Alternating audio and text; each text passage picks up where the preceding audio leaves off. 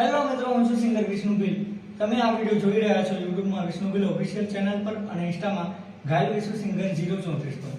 તો આ વિડિયોમાં સારી એવી કોમેન્ટ, ચેનલને સબસ્ક્રાઇબ, આઈડીને ફોલો અને જેની પણ કોમેન્ટ પર વધારે લાઈક હશે તેમને હું આવો સેમ વિડિયો બનાવી આપીશ। તો કોટબી ગામથી ઉદયભાઈની ફરમાઈશ છે, તો એમના માટે મેં સોંગ ગાયું છે, તો તમે